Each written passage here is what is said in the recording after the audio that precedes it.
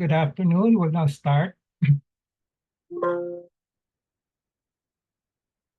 First of all, I'd like to welcome everybody to this pep talk this afternoon. Please mute yourself, but always show your video picture. Sign in your name, your Facebook account, or email address in the chat box.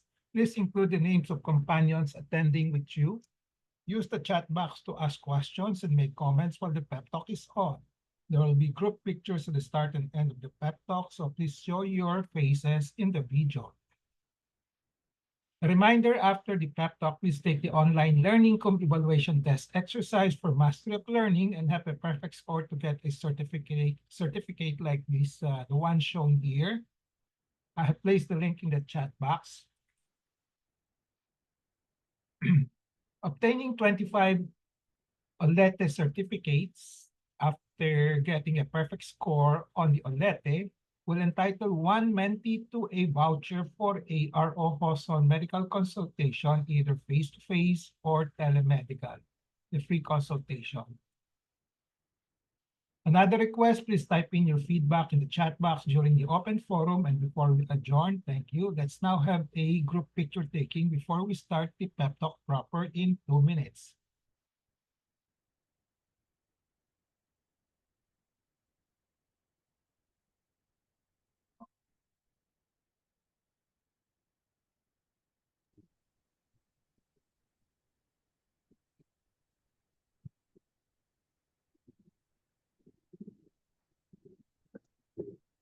Next. Okay, ready? Get set. 1, 2, 3.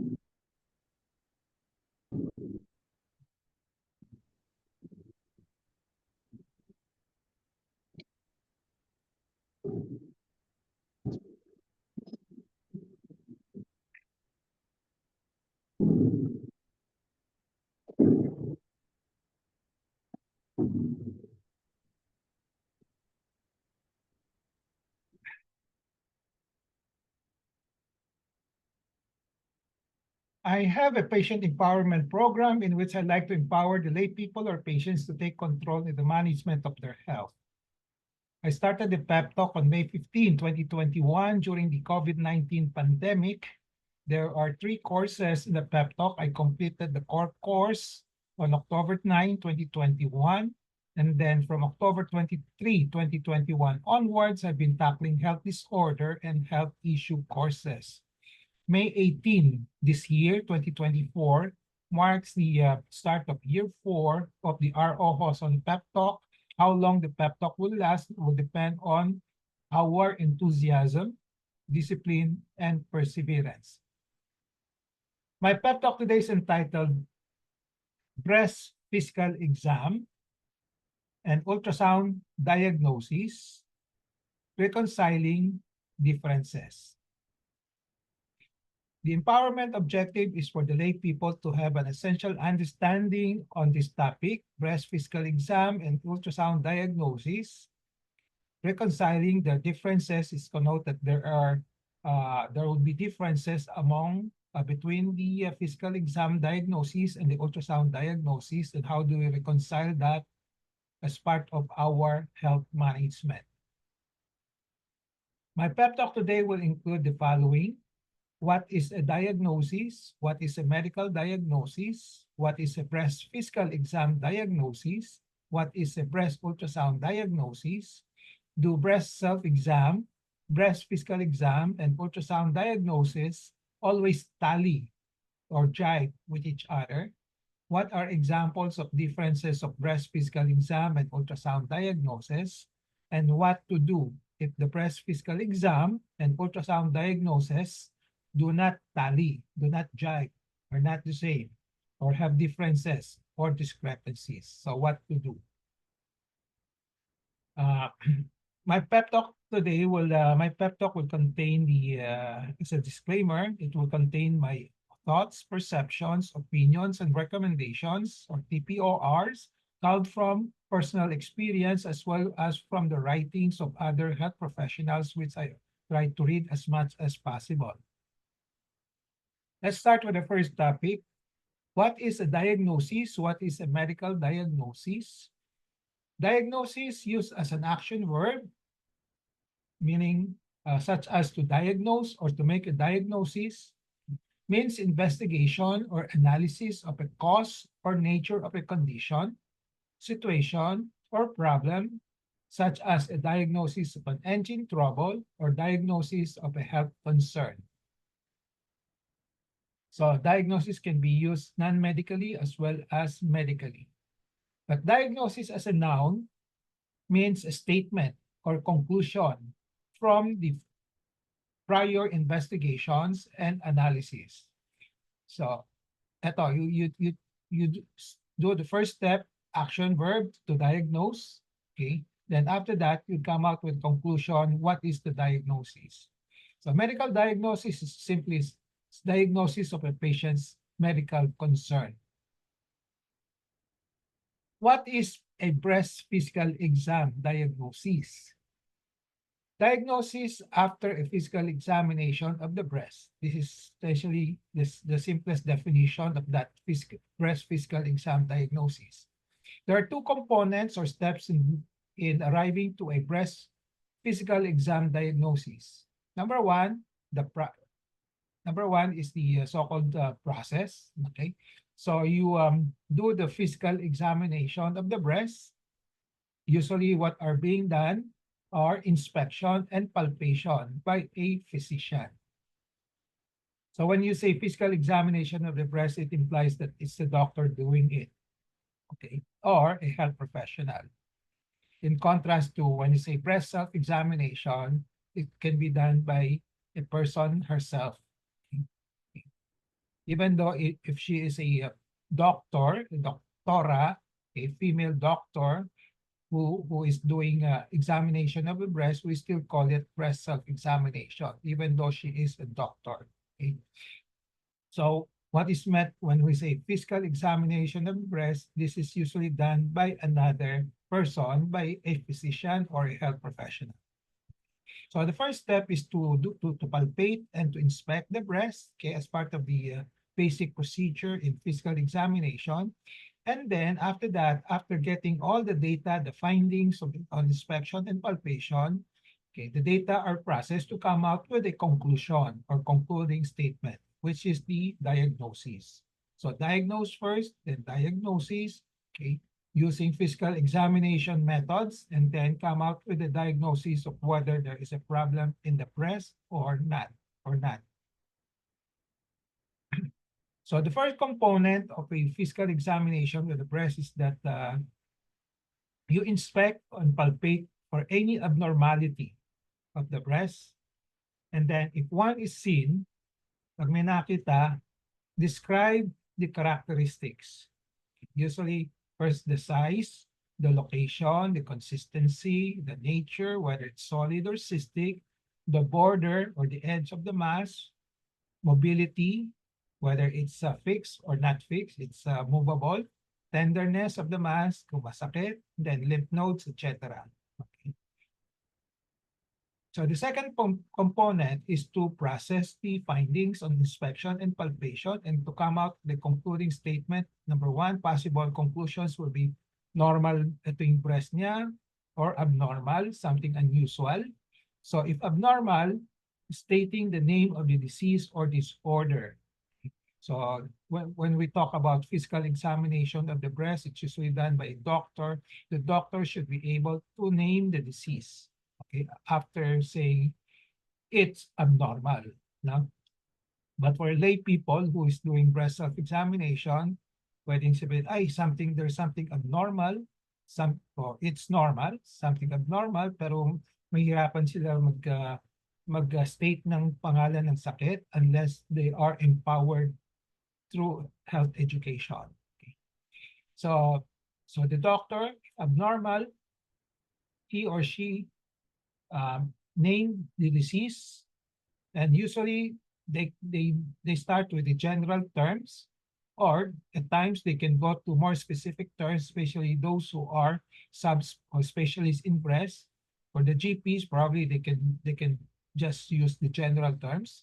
So example of general terms will be cancer, infection, not cancer, Examples of specific diagnoses will be fibroadenoma, abscess, Paget's disease, TB of the breast, etc., etc. Okay, so general and specific. So, going to the breast ultrasound diagnosis naman, kanina we talk about breast physical exam diagnosis, ngayon ultrasound naman. So again, there are two components or steps in the breast ultrasound diagnosis. Number one, the first step is examining the breast using the ultrasound machine, usually by the ultrasonographer, yung nagmamanipulate ng machine.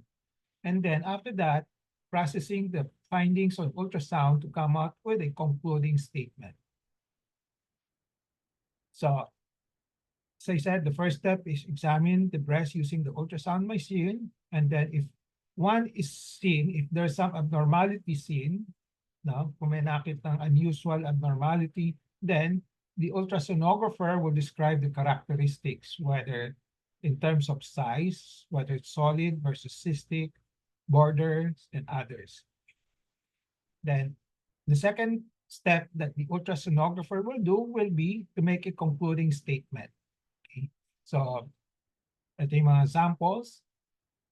Sasabihin niya, normal ang breast, o pwede sabihin niya, benign siya, or malignant. Okay? And nowadays, this one is commonly used in all the reports of the ultrasound. BI-RADS. BI-RADS stands for Breast Imaging Reporting and Data System. So this is popular all over the world. Now, we're trying to standardize the reporting of the ultrasonographer. No? So this BI-RADS contains at least 6 categories, 0 to 6. Okay. As I said, this is currently widely used in breast ultrasound diagnosis. So yung BI-RADS 1 to 6, ganun yon. BI-RADS 0 means it needs additional tests. Yan ang interpretation nila. Yan ang meaning ng BI-RADS 0. BI-RADS 1, negative findings, walang nakita, walang abnormality.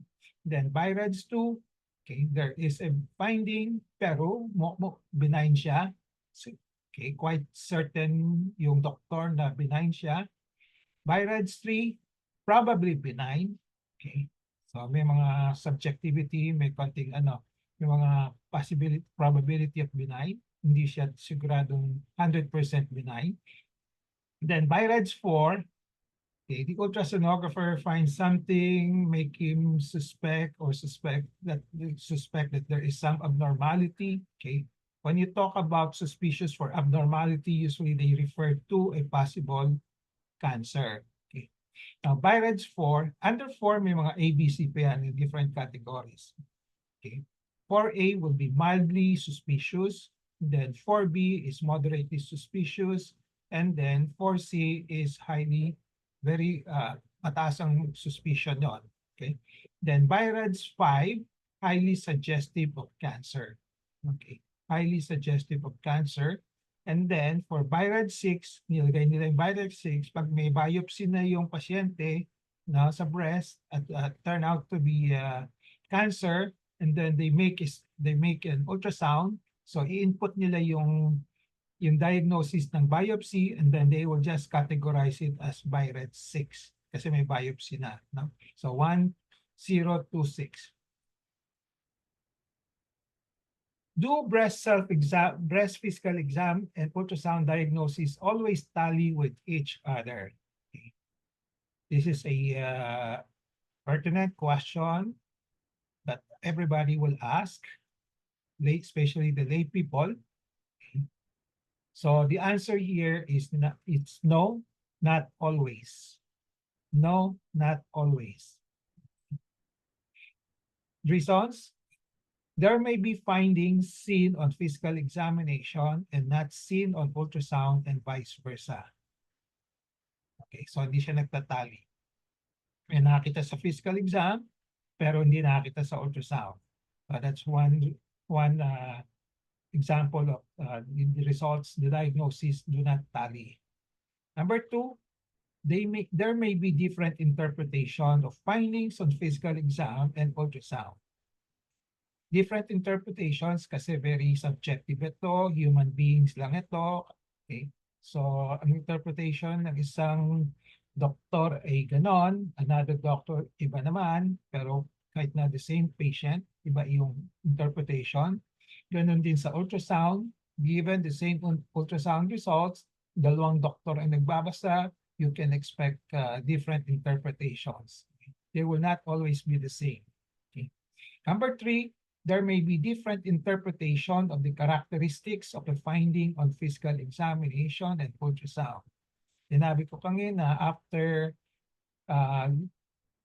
the first step, pag may nakitang abnormality, either sa breast exam, breast physical exam, or ultrasound, ika-characterize ng doktor kung ano yung nakita nila in terms of size, in terms of yung border, edge, whether ill-defined or well-defined, then in terms of hardness or ano, yung matitigas o hindi, fixed, ano, iba-iba pa rin ang interpretation depende sa doktor ng even for the same clinical physicians, pwede mag-iba.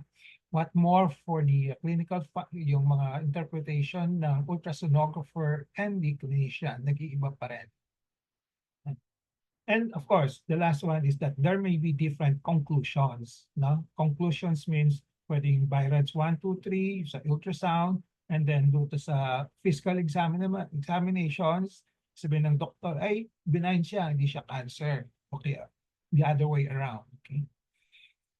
So take note that breast physical examination and ultrasound diagnosis are always subjective. Taong gumagawa, human being, okay?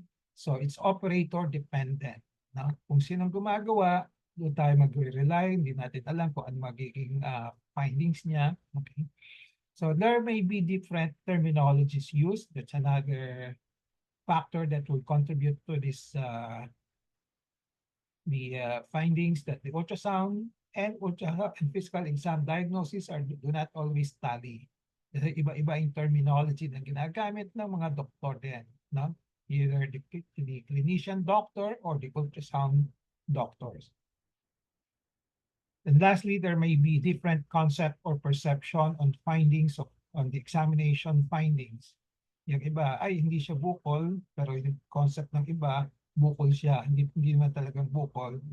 As we shall see later on, sa ultrasound, binabasa nilang mass, akala nila, ang interpretation nila talagang bukol. Pero for a clinician, pag nakita nila, iba yung sinasabi nila. Hindi talagang bukol yan. No? Ano lang yon, mga shot, mga echoes lang yon. No? Ganon.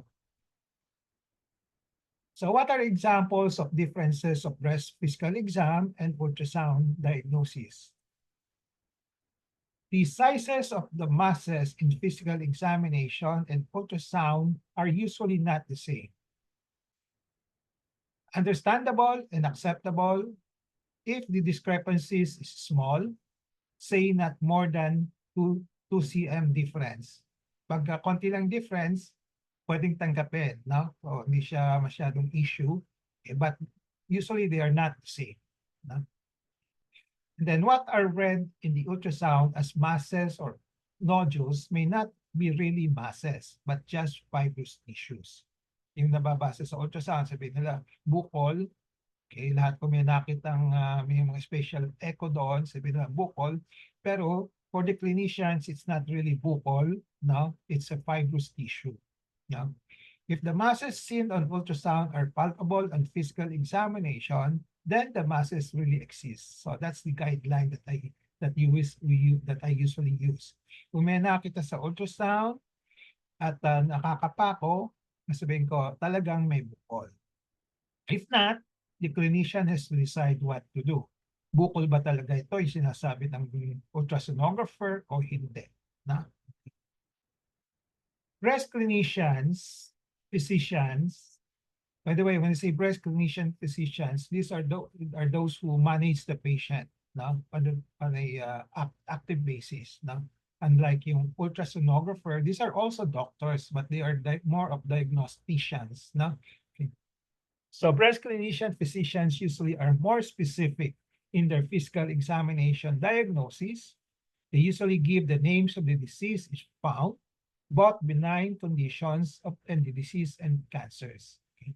In contrast, most sonographers just give the BI-RADS categories, focusing on benign and cancer diagnosis. Okay. So itong kaibahan ng dalawa. Na? So, ito yung actual example. No? So, on this side, left-hand side of the slide, ito yung aking, ako ang gumawa nito. So I was the one doing the physical examination on an actual patient, no? So 48-year-old female, okay, who consulted for a breast check, okay, no symptoms on the breast. So ang examination ko, walang bukol, so no dominant mass, wala, okay? So may ultrasound siya, nilagay siya ng BI-RADS 2. BI-RADS 2 mean benign, okay, or cyst, okay. So ganon, may nakitang bukol sa ultrasound, ang reading naman is BI-RADS 2, okay. Yung sa akin naman, as the clinicians, ang findings ko, humpy breast or lumpy breast due to hormonal changes, and my diagnosis is fibrocystic changes. Kaya ang conclusion ko, sasabihin ko sa pasyente, normal ho yan. No? Normal yung findings ko, fibrocystic changes lang. No? Pero if you look at the ultrasound, iba ang sasabihin sa ultrasound. No? Sasabihin nila, nodules with benign features, both breasts. Iba. No? So sasabihin nila, BI-RADS 2, probably benign. Okay? So, magkaiba, these are illustrations of magkaiba yung interpretation ng breast clinician, okay, and the ultrasonographer. So, on this side, this is a summary. No? So, in the clinician physician, physical examination findings, walang dominant mass, humpy breast tissues. Ang diagnosis niya, or ako, is normal fibrocystic changes. Pero yung diagnostician, physician, in the person of the ultrasonographer doctor, ang findings niya, there's a left breast cyst, and then in the right breast, there's a complicated cyst, okay? And there are cyst ultrasound and solid nodules, okay? And then the diagnosis ng ultrasonographer is that there are nodules, bukol, with benign features. That's why they put it BI-RADS 2. Okay? So you can see the difference, although in the end, it might be the same, no? But pag may narinig isang pasyente na may nakita, ma-anxious na siya. Pero pag sinabi ko yung isang clinician, ay walang nakita, mas kampante siya, di ba? Okay. So that's one of the side effects of the differences in the interpretation and in the reading. Another example here, no? So meron siyang breast mammography and ultrasound. No? So the clinician physician, okay, let's say ako, ang examination ko, physical exam, no dominant mass, humpy breast. So sasabihin ko sa pasyente, normal fibrocystic changes lang. So don't worry. Okay? Now, pero nagpa-ultrasound siya, nagpamamo siya, ang lumabas, hypoechoic masses with benign sonographic features, probably benign. No? May probably benign. So mas anxious ito kasi may probably. Pwede pa rin, may pwedeng cancer din, di ba? In contrast to ang sabi ng breast clinician ay normal, mas kampante yung pasyente, di ba? Ito, pag may sinabing probably, may possibility baka cancer din. So, mas nakakatakot. No?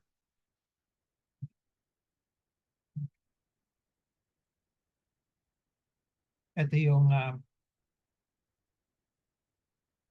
this is continuation of the first one, no? BI-RADS 3. Pero yung clinician sasabihin niya normal, no? So another example, yung clinician say there's a nipple lesions, diagnosis cancer in the nipple. Okay? Kasi kitang-kita yung ano diyan, may mga bukol-bukol doon sa nipple, no? So the clinician, a breast specialist will say, ay, baka cancer yan, no? Cancer of the nipple, no? And then, pina-ultrasound niya, no? So, ang sinabi ng ultrasound, normal breast ultrasound findings. So, ang nilalagay ng ultrasonographer is negative findings, no? So, ito may discrepancy nito, no? So, pag kinakapa itong maliit na bukol sa utong, sa nipple, merong nakakapa yung breast clinician. Medyo matigas, may mga maliit lang naman, no? Mga less than 1 centimeter, no? Dito. So meron nakita yung breast clinician, sinasabi niyan cancer in the nipple, no? Pero pag sa ultrasound naman, sinabi ng negative. Okay? So sinong susundin, no? So ibig sabihin dito sa ultrasound, hindi nakita ng ultrasound yung bukol, no? Kahit na mababaw na, kitang-kita 'yon, di ba? Okay. So that's another example of discrepancy in the diagnosis of the breast clinician and diagnosis of the ultrasonographer. Okay. So the next question to ask, what to do if the breast physical exam and ultrasound diagnosis do not tally or have differences or discrepancy? So breast clinicians, physicians should go back to their physical examination findings and recheck their findings. No? Mabalikan nila yon. No? They should correlate the physical examination findings with the ultrasound findings and other data to make a decision on the diagnosis. Okay. So ang gagawin ng breast clinician like me, babalikan ko yung aking physical examination, i-recheck ko lang kung tama or is there something that I can improve on. Then, after that, titingnan ko yung findings ko, ibabangga ko dun sa ultrasound findings. Then I come out with a decision kung sinong susunod, susundin, kung ano yung talaga ang diagnosis. Okay. A statement here, the caveat is that not because the ultrasound is the machine technology, okay, does it mean it is more accurate than the senses of the physician in doing inspection and palpation. So this is the common perception of a lot of people kasi machine yon, sabihin na more accurate yon, no? Okay, hindi, no? So not all the time, no? Kami sa may mga doctor, may super human touch siya, alam niya kung kapa lang, alam na niya kung ano, no? A lot of times, kasi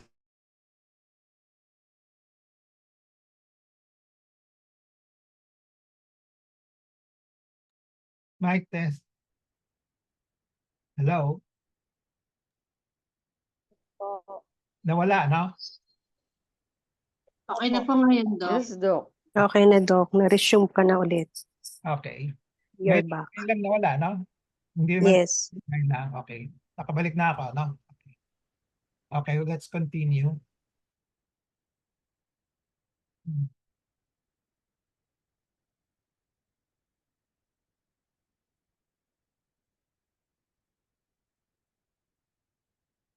I want to point out that yung mga reports ng mga radiologists by ultrasonographers, there's always a caveat statement dun sa baba ng report. Kasi nila, correlate clinically. If you try to recall yung mga nakikita niyo mga reports, now if you have done ultrasound now or mammo, sabihin doon sa baba ng radiologist, please correlate clinically. Anong ibig sabihin ng correlate clinically? Clinical correlation means gathering of all available data, medical data information, such as age, sex, symptoms, signs, and other lab tests to a particular test to determine their mutual and reciprocal relations and to establish an orderly connection. Titingnan kung ano yung tama, ano ba yung mali. No? Basta isasama-sama lahat ng mga data. Okay? So the goal is to come out with a clinical diagnosis that is as accurate as possible. Okay?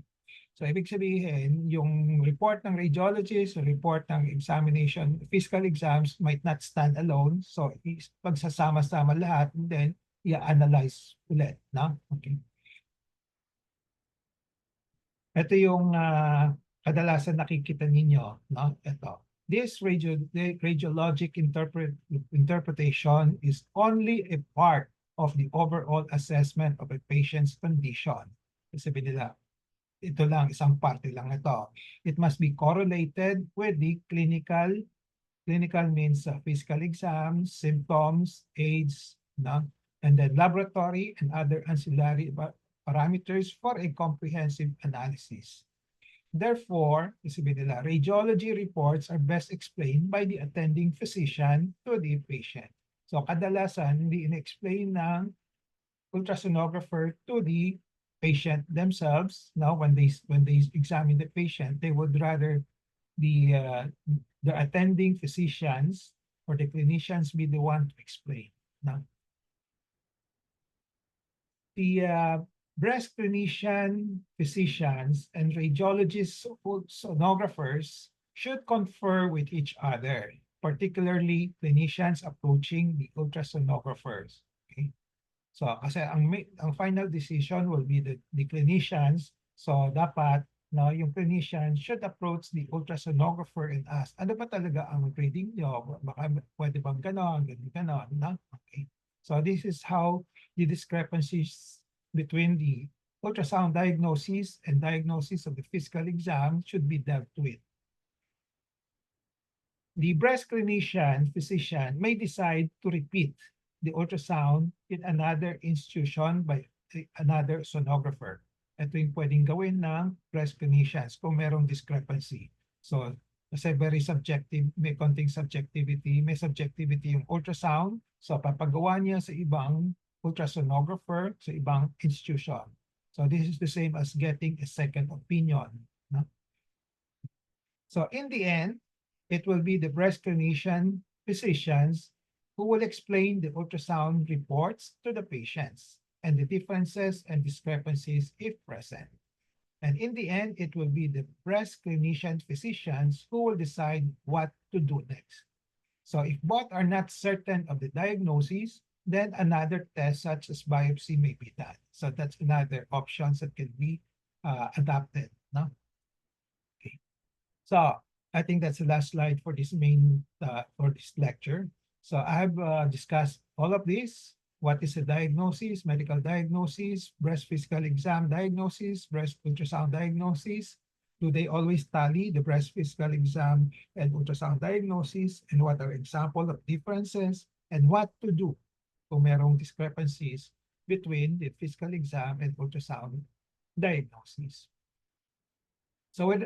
So takeaway in relation to the patient empowerment, be always in touch with the reliable information on breast physical exam and ultrasound diagnosis, reconciling the differences. Knowledge is power. It gives power used to forecast of patient empowerment, kaalaman, kakayanan, karapatan, kapangyarihan to gain greater control over decisions and make better decisions on breast physical exam and ultrasound diagnosis, reconciling the differences as part of your health management. So this ends my pep talk today. I hope I empower you to have an essential understanding on how to deal with the discrepancies or differences between ultrasound diagnosis and breast physical exam diagnosis, which actually happen a lot of times, okay, as part of your health management. So before we go to the question and answer portion or open forum, reminder, please take the online Learning Kung evaluation test exercise for mastery of learning and have a perfect score to get a certificate like this. I placed the link in the chat box. Obtaining 25 OLETE certificates will entitle 1 Mentee to a free voucher for a ROOSON telemedical consultation or face-to-face medical consultation. And then request is type in your feedback in the chat box during the open forum and before we adjourn. Thank you. Let's now have a group picture taking before we start the QA and interactions. Please turn on your video now.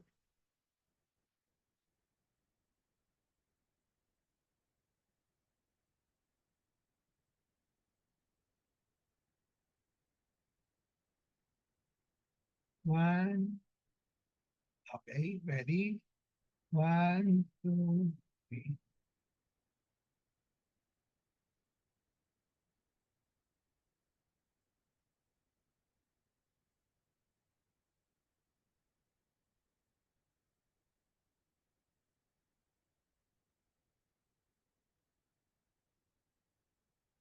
Okay. Okay, the floor is now open for questions, comments, suggestions, recommendations, sharing of experiences, and consultations. Pwede, no? So, anybody who wants to take a crack? The first questions? Oh, Susan? Yeah, Susan. Susan. Yeah. Present. Doc, it's ideal that the clinician gets in touch or confers with the what they call them, the person who did the ultrasound. If there is really question on what was written in the ultrasound report, but that's the ideal. Yeah. But do they really have that time, knowing that the clinician or the doctor may have a lot of patients? Mhm. Yeah. And if there are times when the ultrasound report, and here I try to read, I have been reading ultrasound reports, no? Of course, as a layman, I really can't understand the terminologies, no? Mhm. But does it also happen that even the clinic doctor has some questions on the terminologies of the ultrasound report? Yeah. Okay. So it's ideal, tama yung sinabi mo, no, mag-uusap yung clinician and also the ultrasonographer. But in reality, a lot of times they don't, no? But there are some, no? Okay. So one factor will be yung mga schedule ng mga doktor, di ba? Iba-iba, no? So yeah, the one is that baka hindi mo makita yung doktor, iba tumatak kasi walang permanent na usually walang doctor nag-stay in one area, or let's say one clinician and one ultrasonographer staying in one hospital. Minsan they have different hospitals, hindi mo malaman kung saan na sila, no? Ganon, no? So ang gagawin na lang probably best effort ko minsan, yung clinician will just be the one to make a evaluation and make a judgment kung anong gagawin, no? Okay. And then he or she will be the one to explain it to the patient, no? Okay. So you just have to rely on the breast clinician nowadays, at least nowadays, ha?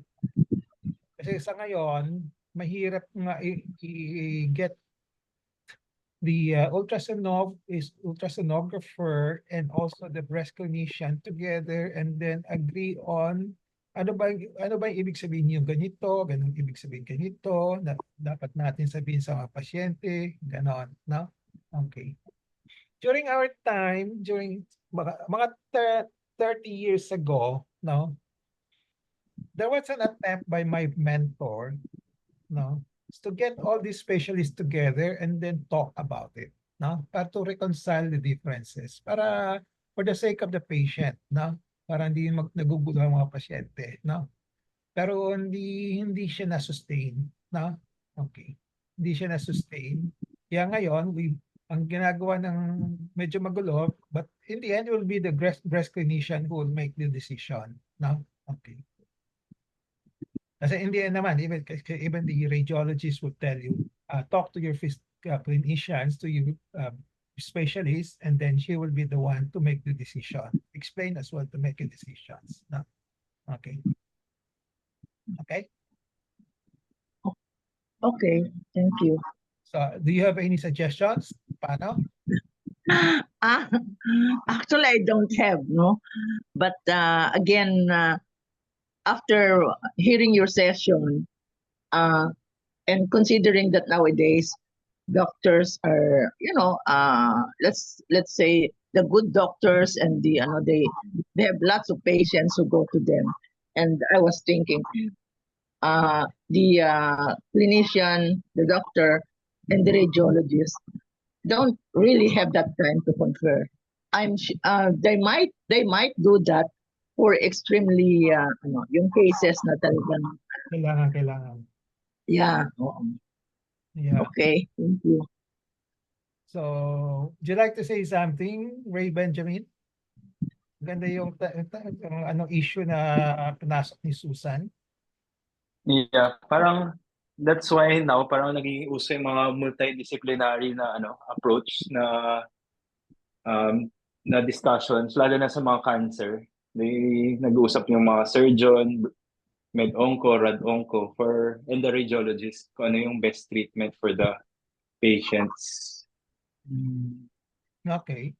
So that's Pero yun nga talaga, yun yung idea. Pero yung implementation yung medyo hurdle pa sa ngayon, I think, for everyone. yeah, that's one possible solution, no? Pero sana even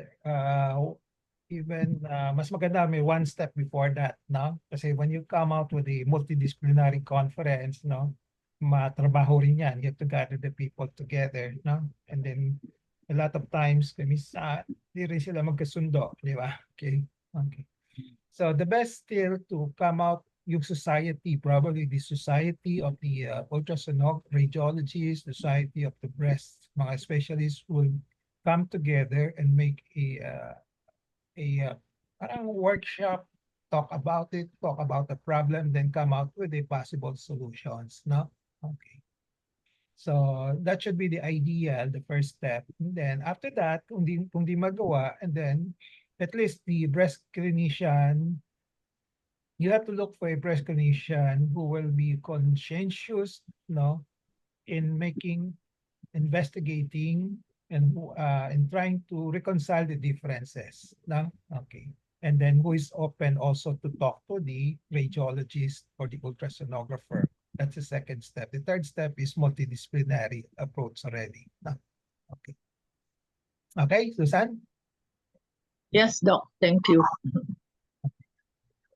Any more questions? Sinong may experience having mga discrepancies? I suppose lahat meron.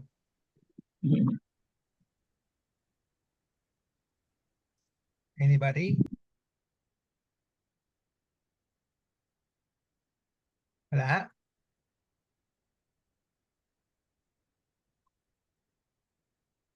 By Rads.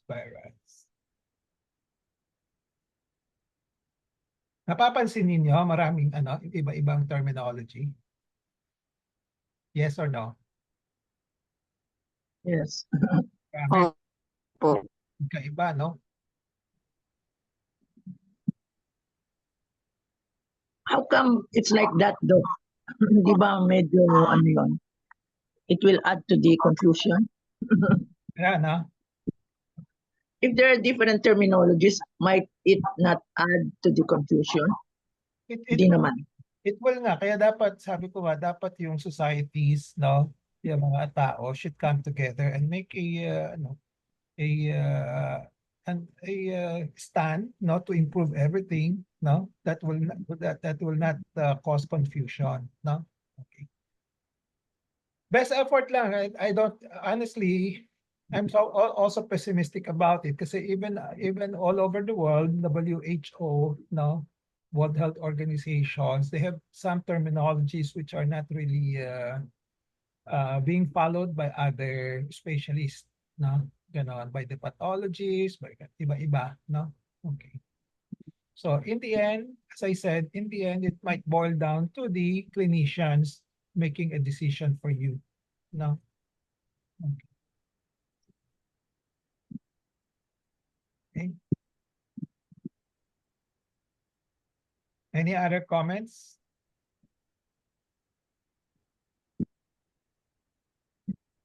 Rochelle, anything? Wala naman po, Doc. Although I agree po dun sa yung confusion on the results ng ultrasound versus the when you see a doctor. Kasi just like in my case po, Doc, yung ultrasound result ko po, I just forgot po yung number ng BI-RADS pero ang nakalagay po dun sa akin is probably benign. So when I went to see you po, ganun pa rin naman yung finding sa akin, yung fibrocystic. So, minsan po talaga nakaka-create ng confusion plus anxiety. Yun pong result po ng ng ultrasound. Kasi magwo-worry ka po eh. Totoo po yun na nagwo-worry ka kasi ang results is probably benign. So, there is a probability na hindi siya benign. Yung ganun po. Oo. Tama yun. Tama siya sabi ko, di ba? Pag sinabi, probably Opo. benign versus sinabi niyang benign, mas maganda yung benign, di ba? Yes po. Kaya minsan Doc, yung pag ikaw po yung pasyente, parang nagdududa ka dun sa reliability ng result nung ultrasound. Oo. Better na lang talaga to see a doctor para po mas ma-interpret. Plus, ma-physical exam ka talaga thoroughly. Yeah. Mm. Okay. So any more? We still have 3 minutes to go. Mayan, meron ka bang experience with Singapore? Doc, ano naman siya, okay naman siya, Doc. Synchronize naman siya lahat. Maswerte ka. Hindi lahat. May mga ganun. May mas, usually, hindi nagja-jive yung mga ano eh. No? Opo. Okay. Ano pang mga usapan? Okay. So, pag, one of my advice is that if you don't need the lab exams now, okay, wag na yung paggawa kasi kadalasan merong maraming readings na alarming, no? Kaysa yung sinasabi na the clinicians will just tell you normal siya, normal, walang problema, no? I used to use the word normal, no, in the past, no? Pero nung dumating yung ultrasound, I cannot just use the word normal ang breast findings, no? Okay, kasi maraming nakikita sa ultrasound, bukol-bukol, no? So pag sinabi kong normal sa isang pasyente na findings ko, pero kung wala akong mga backup o walang additional comments, pag nagpa-ultrasound siya, lumabas, yung mga bukol-bukol, masses lalabas, no? Okay. Sasabihin sa akin, bakit sa ultrasound may mga bukol? Sabi niyo, wala, normal, no? So how do I reconcile these things, no? Kaya after that, natuto na ako para mas madaling i-explain sa pasyente. Gumagamit na akong the word fibrocystic, na aside from just saying normal period. Normal, walang problema, normal. Sabihin ko, meron kayong fibrocystic changes, but I emphasize to them, this still normal, no? Okay, hormonal changes lang yon, no? So pag dumating yung ultrasound, pag may pinagawa silang ultrasound, pag sinabing masses doon at hindi ko man nakakapa, sabihin ko, yun ang fibro, no? Fibrocystic kasi combination of cystic and fibrous tissues, di ba? Okay. So pag sa ultrasound may sinabing cyst, merong solid, yung solid mass, sasabihin nila probably benign, no? Pero sa akin, it's the fibro part of the fibrocystic. Sasabihin ko sa kanila, normal talaga yan, no? Okay. So nowadays I used the word, I added the phrase fibrocystic changes when I talk to patients, no? Normal siya, at most likely you have fibrocystic changes, no? Okay. And what I want to emphasize to you, yung fibrocystic changes are hormonal changes and they are normal, no? Okay. So pag may dumating na ultrasound na pinagawa sila, no, mas madadalian ako mag-explain sa kanila, no? Lalo na kung yung ultrasound may combination ng sabihin, may cystic, may solid mass, no? Sabihin ko, yung solid mass hindi naman talagang bukol yon. It's just the fibrous part, no? Okay, fibrous findings, no? Okay. Okay. Any more? Doc, may tanong lang po ako. Nakalimutan ko magtanong. Sure. Dok, kasi sa ano po, sa SG po, sa yung sa Raffles Hospital nga po, SOP po sa kanila na apart from ultrasound, breast ultrasound, may mammography talaga. Eh during that time, ayoko magpa-mastectomy po kasi syempre ingat ko rin po yung ano ko. Pero sabi po nila SOP nga daw po yun. Sabi nga ng doktor ko, kung ayaw mo magpatanggal niyan, lumipat ka ng St. Elizabeth, which is hindi na ako nagdalawang isip, nagpatanggal na rin ako. Talaga bang dok na ano? Sabi kasi niya, hindi daw lahat nakikita sa ultrasound. Yung iba naman, hindi daw lahat nakita sa mamo, kaya kailangan pareho daw meron. Tama yung observation mo, no? Magulo ang Pa? tama yung observation mo, tama yung connect. Nangyayari din sa Pilipinas yon, no? So, Oh. lot of times I would order ultrasound lang. Ayaw gawin ng isang company, isang clinic, yun yung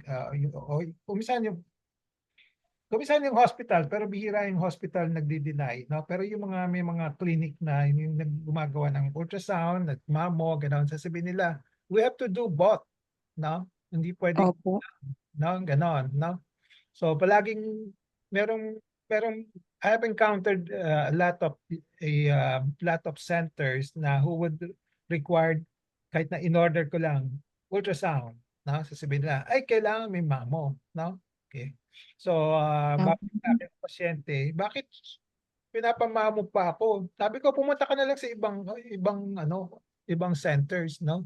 Sabi ko hindi ko kailangan yung mammo, kailangan ko lang yung ultrasound, no? Okay. So now I will make another pep talk on that, no? Probably before the end of the year, no? Ang aking stand, sabi ko, kasi pag nagpamamo ka, ang history kasi niyan, yung screening procedures, mamo lang. Tama? Mamo. Opo. Screening, no? Pero nowadays, they add another ultrasound, no? Okay. So, and then, pag nagpa-mamo ka, ang palaging ang mga BI-RADS reading nila, palaging 0. Di ba? Most of the time, lalagay nila 0 because they want additional ultrasound. Di ba? Okay. Before they can commit, no? Sa akin, okay, personally speaking, no, ako I don't agree with that. Ang sa akin, basta kung mamo siya, they should be able to see, I mean, kung anong findings sila, sabihin na lang nila, may evidence ba ng cancer o wala, no? Okay, wag na nilang invoke yung that they have to do the ultrasound bago mag-commit, di ba? So sa akin, ang stand ko is that they can commit already kasi kadalasan binabasahan naman nila na no evidence of clusters of microcalcification that is suggestive of malignancy. Diba? Ganon. Tapos sa baba, lalagay nila BI-RADS 0. No? No? Medyo contradicting. Diba? Okay. So, magsasuggest sila ng ultrasound. No? So, yeah, sabi ko sa inyo na I don't really fully agree with that stand, no? Okay, on the basis of pwede namang magbasa based on the mammo lang or ultrasound lang, or the other reason is bakit yung screening program ng sa buong mundo, yung mga bansa na may screening mammography, even sa Europe, di ba? Sabi nila, screening mammography should be done. Yun lang, hindi man sinasabi na dapat may combination of mammo and ultrasound. Di ba? Okay. Okay. So for that, Pero sige. pero kung tatanungin ko kayo, Docs, ano yung po mas masasuggest nyo na better? Kasi parang ako, di ba sa former company ko, free ako for the annual PE di ba? So they do it yung si mammo and si ultrasound. So pwede ba akong mag-opt na ultrasound na lang or mammo lang, ganon? Or ano ba yung dapat nang i-opt ko na best, mammo or ultrasound? Okay, let's put it this way kasi depende where you coming from. Kung Opo. lying kasi may company ka who will Mm. require you to do certain tests and then meron kang benefit, no, na Mhm. yung ultrasound, may mammo, no? That's Mhm. one story, no? The other story, Ah. wala kang benefit, di ba? Mhm. Opo. At naniniwala ka sa mga advice na hindi kailangan ito, you do it Okay. judiciously, basta Mhm. basta-basta yung papagawa, no? Okay? Opo. You can say baka isa lang, dito, ano. Okay. So, sa akin, yung pinaka-importante kasi kakapain ng sarili mo, no? Then Opo. kung may bukol, then if part of your screening will be to do yung mga laboratory diagnostic test like ultrasound, mammography. Then how do you decide on that, no? Yung sa iyo, it all depends. Okay, if you want to catch yung mindset mo, if you want to catch the recurrence early, no, Mhm. magpamamo ka, di ba? Okay, kasi yung breast cancer can be caught earlier. The earliest would be using the mammography, di ba? Okay. Pero maraming false positive din yon, no? Basta Opo. you have to accept that risk, no? Kumis kadalasan pag nagmamamo ka, ay baka meron, no? Yun pala wala, no? So matatakot ka na, di ba? Opo. So yun, no? So it all depends, no? Okay. Sige, Doc. Pagka Ano ba yung sa'yo? in due time. Nagpapamamo Kasi oo, mammo and ultrasound kasi ang ginagawa nila eh. Parang yun eh, parang SOP din na pagka ito yung age mo, you will undergo doon. Oo. Oo, libre naman. Kaya lang kasi parang ano ba yung mas maganda sa kanila? Parang isa na lang. Di ba?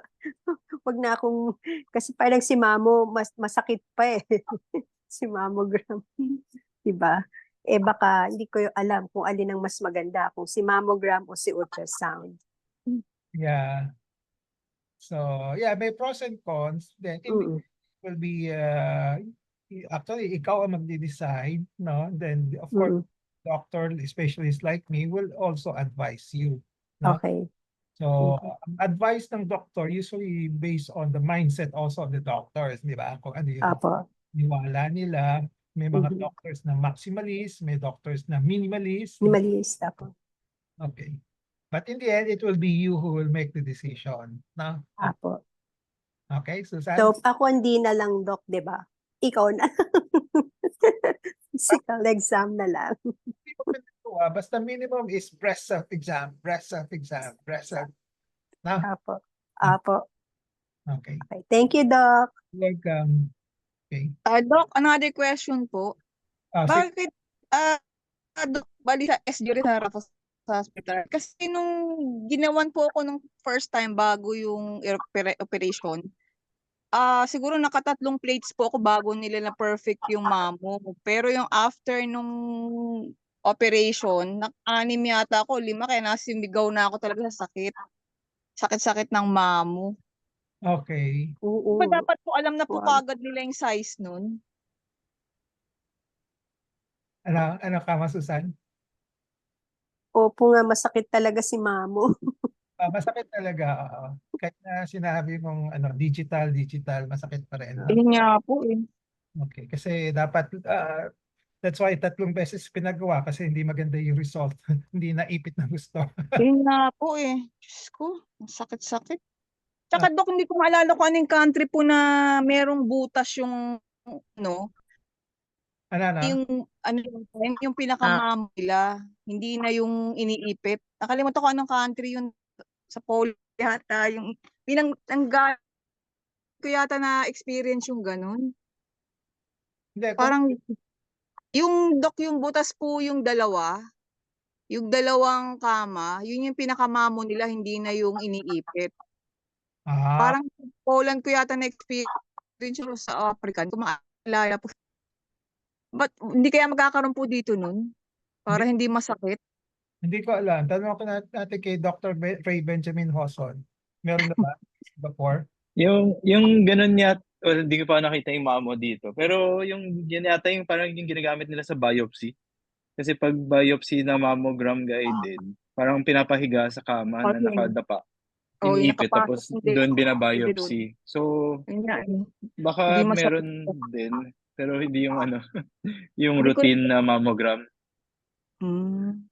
Tapos i-add ko lang dun sa ano, yung pinamammogram kasi pag yung sa mastectomy, usually kasi pag parang hindi tatanggalin yung buong breast, kailangan nila ng mammogram kasi baka may ibang ano focus ng ano, baka ibang part ng breast na affected. Kaya kailangan nila mammogram para makita kung kaya nila tanggalin yung isang part lang ng breast. Kasi kung may nakita sa ibang part ng breast sa mammogram, hindi nila magagawa yung ano yung hindi mastectomy, yung excision, yung wide excision lang. Parang protocol po kasi nila yun. Ah. Tapos yung nakikita kasi sa mammogram yung tinatawag natin kasi na ano calcifications. Parang calcium deposits siya na pwedeng ano benign naman pero may type ng calcifications na kasi na pwedeng parang beginning cancer eh. Kaya kung may ganun, mas maganda na tanggalin na lang yung buong breast kasi sa ibang part meron ganun. Tapos tatanggalin mo lang yung part na ano, isang part na iwan mo po yun. Mas delikado po kasi.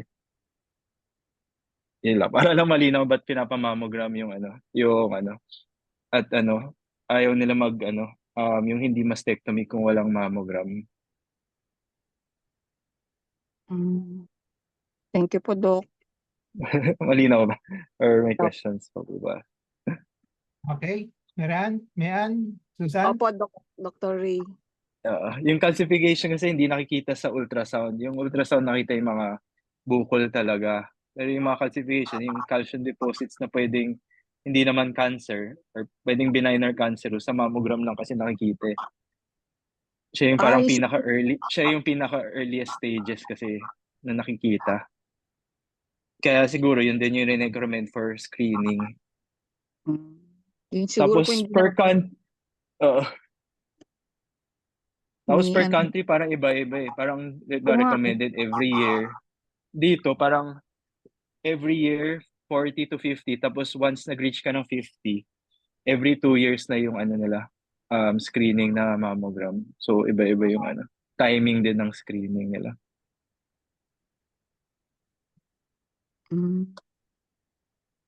Okay, Mian? Okay.